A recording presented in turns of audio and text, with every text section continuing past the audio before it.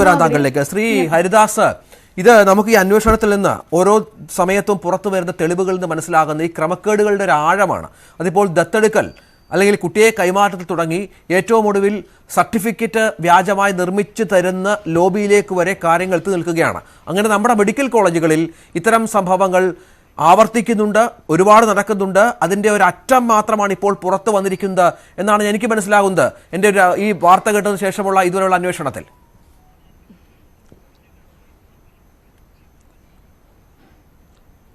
മഞ്ഞുമലയുടെ ഒരു അറ്റം തന്നെ തൊട്ടിട്ടുള്ളൂ. കാരണം ഇന്ന് നിങ്ങൾ വാർത്താമാധ്യമങ്ങൾ റിപ്പോർട്ട് ചെയ്തത് ഒരു മന്ത്രിയുടെ PSനെ ഞാനിങ്ങനെ സർട്ടിഫിക്കറ്റ് ഉണ്ടാക്കി കൊടുത്തിട്ടുണ്ട്, അത് സൂപ്രണ്ട് പറഞ്ഞിട്ടാണെന്ന് പറഞ്ഞിട്ടുള്ളൊരു വാർത്ത കണ്ടു. അത് സൂപ്രണ്ട് പറഞ്ഞിട്ടാണോ എന്താണോ എന്നുള്ളതല്ല അനിൽകുമാറിൻ്റെ ഒരു പ്രസ്താവന 2-3 ചാനലുകൾ പുറത്തുവിട്ട വാർത്തയിലൂടെ അറിഞ്ഞിട്ടുണ്ട്. അപ്പോൾ രഞ്ജിത്ത് പറഞ്ഞത് ശരിയാണ്, ഇത് മഞ്ഞുമലയുടെ ഒരു അറ്റം മാത്രമാണ്. ഈ മെഡിക്കൽ കോളേജ് കേന്ദ്രീകരിച്ചിട്ട് ഇത്തരത്തിലുള്ള എത്ര സർട്ടിഫിക്കറ്റ് ഉണ്ടാക്കി പോയിട്ടുണ്ട് എന്നുള്ളതിനെ കുറിച്ചിട്ടൊക്കെ വ്യക്തമായ അന്വേഷണം പുറത്തു വരാനുണ്ട്. രഹനയെ വളരെയധികം ആ അനിൽകുമാർ എന്ന് പറയുന്ന വ്യക്തി ട്രാപ്പ് ചെയ്തിരിക്കുകയാണ്. ആ വിവരത്തിനെ കുറിച്ചിട്ട് ശ്രീ ഗണേഷ് മോഹൻ ഒന്നും പറയുന്നില്ല. അതായത് ഒരു സർട്ടിഫിക്കറ്റ് എങ്ങനെയാണ് ഉണ്ടാക്കുക എന്നുള്ളതൊന്ന് സാമ്പിൾ എനിക്ക് ഉണ്ടാക്കി കാണിച്ചു തരൂ എന്ന് പറഞ്ഞിട്ടാണ് അവർ. ഒരു താൽക്കാലിക ജീവനക്കാരിക്കുള്ള ഉത്തരവാദിത്തമാണോ ശ്രീ ഗണേഷ് കുമാറിനും ശ്രീ അനിൽകുമാറിനും ഈ സർക്കാർ ജീവനക്കാരെ എന്ന നിലയ്ക്ക് ഈ മെഡിക്കൽ കോളേജിൽ ഉള്ളത് എന്നുള്ള വലിയ ചോദ്യമാണ് പുറത്തേക്ക് വരുന്നത്. ഒരു താൽക്കാലിക ജീവനക്കാരുടെ അടുത്ത് 24 മണിക്കൂറിനുള്ളിൽ ഇത്തരത്തിലൊരു തെറ്റ് റിപ്പോർട്ട് ചെയ്തിട്ടില്ല എന്ന് പറഞ്ഞിട്ട് അവരെ ബലിയാടാക്കിക്കൊണ്ട് ഈ പ്രശ്നത്തെ ലഘൂകരിക്കാൻ ശ്രമിക്കുന്നത്, ഇതിൻ്റെ പിന്നിൽ വലിയ ലോബി ഉണ്ട് രഞ്ജിത്ത്. എനിക്ക് ക്ഷമ ഉണ്ടെങ്കിൽ ഞാൻ രഞ്ജിത്തിന് എനിക്കുണ്ടായ ഒരു അനുഭവം 10 വർഷം മുമ്പിലത്തെ ഞാനൊരു അനുഭവം പറയാം.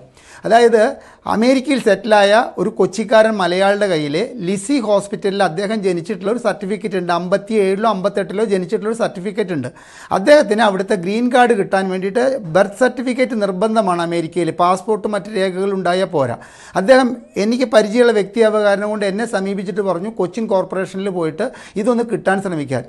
ഞാൻ കഥ ചുരുക്കിയിട്ട് പറയുകയാണ്, കുറേ കാര്യങ്ങളുണ്ട്.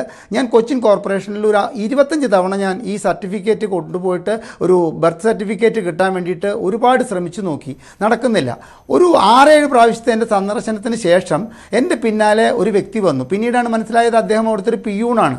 അദ്ദേഹം എനിക്കൊരു നമ്പർ തന്നിട്ട് പറഞ്ഞു, നിങ്ങൾ ഈ നമ്പറിൽ ബന്ധപ്പെടൂ, നിങ്ങളുടെ പ്രശ്നം പരിഹരിക്കപ്പെട്ടു തരും. ഞാൻ ആ നമ്പറിൽ ബന്ധപ്പെട്ടു, എൻ്റെ പ്രശ്നം പരിഹരിക്കപ്പെട്ടു. എനിക്ക് കൃത്യം ഒരു 45 ദിവസത്തിനുള്ളിൽ ഇതിനെ പഞ്ചായത്ത് ഡയറക്ടറുടെ സിഗ്നേച്ചർ വേണം തിരുവനന്തപുരത്ത്. അതായത് ഈ കോർപ്പറേഷൻ്റെ സിഗ്നേച്ചർ മാത്രം പോരാ, ഇത്തരത്തിലുള്ള സർട്ടിഫിക്കറ്റ് കാലതാമസം വന്നെടുക്കുമ്പോൾ അതിന് പഞ്ചായത്ത് ഡയറക്ടർ വരെ ഒപ്പിടണം. പക്ഷേ പഞ്ചായത്ത് ഡയറക്ടർ വരെ ഒപ്പിട്ടിട്ട് എനിക്ക് ആ സർട്ടിഫിക്കറ്റ് 45 ദിവസത്തിനുള്ളിൽ കിട്ടി. എൻ്റെ കയ്യിൽ നിന്ന് ഞാൻ ബന്ധപ്പെട്ട വ്യക്തി ഒരു ഏജൻ്റായിരുന്നു. ആ വ്യക്തി എന്നിൽ നിന്ന് വാങ്ങിയത് 1 ലക്ഷം രൂപയാണ്. ഒരു അമേരിക്കക്കാരന് 1 ലക്ഷം രൂപ എന്ന് പറഞ്ഞ ഒരു പീനട്സിൻ്റെ പൈസയാണ്. അപ്പം നമ്മുടെ നാട്ടിൽ നടക്കുന്ന ചില വ്യവസ്ഥിതികളാണ് ഞാൻ ഈ ഒരു അവസരത്തിൽ പറയുന്നത്. അതായത് VKN പറഞ്ഞിട്ടുള്ള വളരെ പ്രശസ്തമായൊരു വാചകമുണ്ട്, കുറുക്കു വഴിയിലൂടെ നേടാൻ കഴിയാത്തതായിട്ട് നമ്മുടെ കേരളത്തിൽ ഒന്നുമില്ല. നേരായ മാർഗത്തിലൂടെ പോയിട്ട് ഒന്നും നേടാൻ കഴിഞ്ഞിട്ടില്ലെങ്കിലും കുറുക്കു വഴിയിലൂടെ നേടാം. ആ പിയൂണിന് മനസ്സിലായി. ആ പിയൂണിന് തൊട്ടിട്ട് എന്നെ മടക്കിയ ഉദ്യോഗസ്ഥന് തൊട്ടിട്ട് പഞ്ചായത്ത് ഡയറക്ടറുടെ ഓഫീസ് വരെ ഇതിന്റെ കൈക്കൂലി എന്നിൽ നിന്ന് വാങ്ങിയിട്ടുള്ള 1 ലക്ഷത്തിൽ പോയിട്ടുണ്ട്.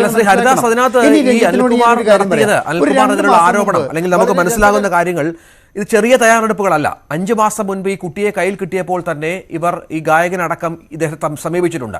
പിന്നീട് വളരെ കൃത്യമായ ആസൂത്രണത്തിലൂടെ ഓരോ റെക്കോർഡ്സും തിരുത്തി, അതായത് എൻട്രി പാസിൽ പോലും അത്തരത്തിലുള്ള ചില മാറ്റങ്ങൾ വരുത്തി കൃത്യമായി കാര്യങ്ങൾ പഠിച്ച് ചെയ്ത് ഒരു പഴുതുപോലും ഇല്ലാതെ ഇത്തരം കാര്യങ്ങൾ നടപ്പിലാക്കാനുള്ള ശ്രമമായിരുന്നു അനിൽകുമാറിൻ്റേത്.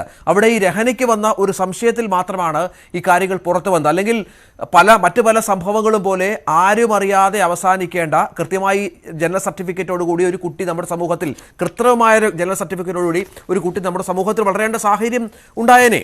ഈ രഹനയുടെ സംശയമാണ് ഒരു പക്ഷേ ഇത്തരം ഒരു ക്രമക്കേട് പുറത്തു കൊണ്ടുവന്നത് എന്ന് വേണം പറയാൻ.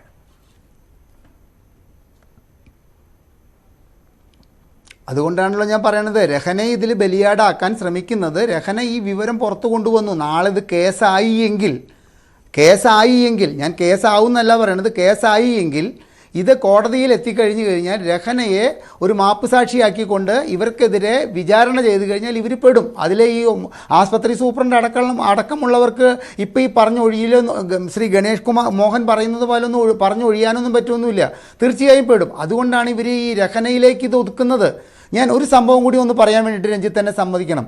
അതായത് ഈയിടെ ഒരു 2-3 ആഴ്ച മുമ്പ് ഒരു പത്രവാർത്തയാണ്, ഒരു പ്രധാന പത്രത്തിലെ വാർത്തയാണ്. അതായത് നമ്മുടെ തദ്ദേശ സ്വയംഭരണ വകുപ്പ് മന്ത്രി ശ്രീ MP രാജേഷ് ഇടപെട്ടിട്ട് 8 വർഷമായിട്ട് ഒരു അമ്മ തൻ്റെ കുഞ്ഞിൻ്റെ ബർത്ത് സർട്ടിഫിക്കറ്റിൽ വന്ന പേര് മാറ്റാൻ വേണ്ടിയിട്ട് ഒരു തദ്ദേശ സ്വയംഭരണ സ്ഥാപനത്തിലേക്ക് 8 വർഷമായിട്ട് നടന്നുകൊണ്ടിരിക്കുന്ന പ്രശ്നം ശ്രീ MP രാജേഷ് ഇടപെട്ടിട്ട് പരിഹരിക്കപ്പെട്ടു കൊടുത്തു.